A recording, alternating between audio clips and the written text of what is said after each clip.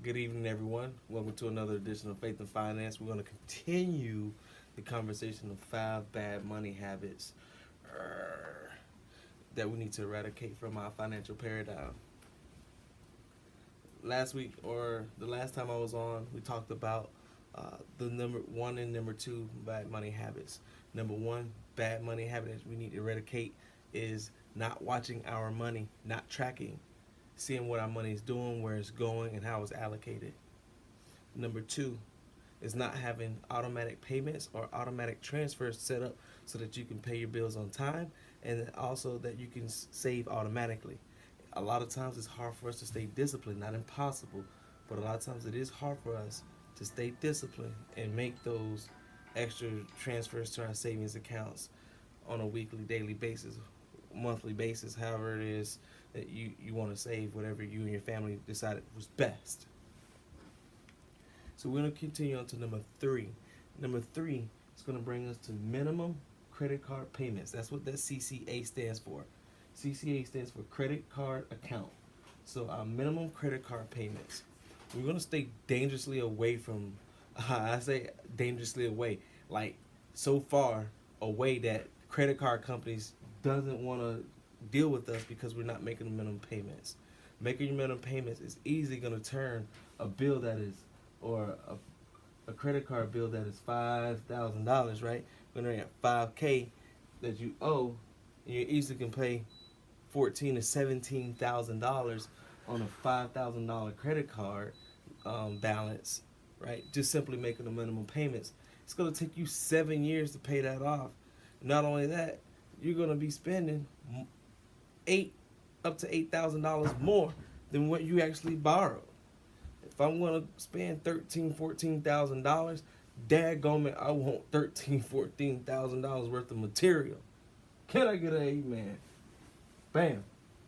Next, number four, fear of knowing your credit score. I've said this in my faith and finance class at my mom's church. Said this on my live YouTube video feeds. Fear ain't nothing but false evidence appearing real. Geez, I gotta get some better material. He gone. I don't like malfunctioning products or equipment. So I'm just gonna go ahead and be animated and talk. False evidence appearing real.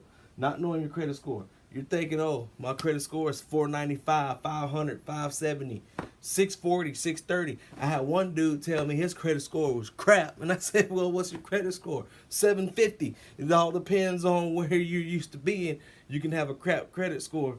And we're going to tell you, or I'm going to tell you right now, not knowing your credit score isn't going to help it get it better.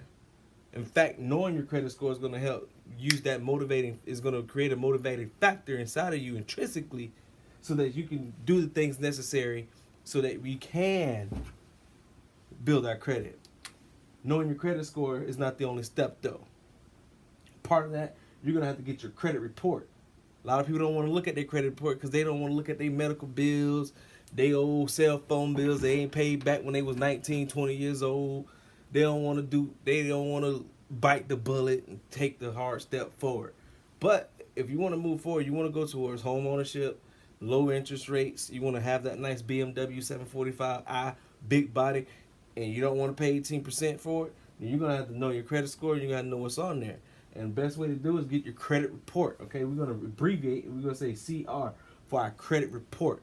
Your credit report is going to tell you exactly what is on there. It's going to tell you why your credit score is the way it is. Good thing about credit reports is, hey, what's on the report is the reason why your credit score is the way it is.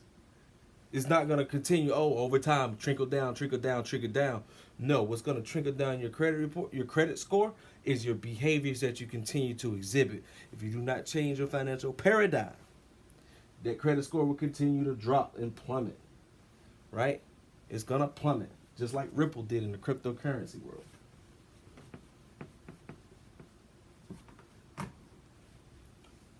TransUnion, Equifax, Experian are the three major credit bureaus in this country. There are more.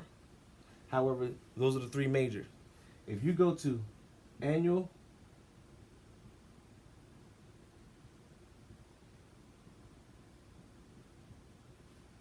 annualcreditreport.com. There's commercials about it. You get 3 free. Right? You get 3 free credit reports from TransUnion, Equifax, and Experian.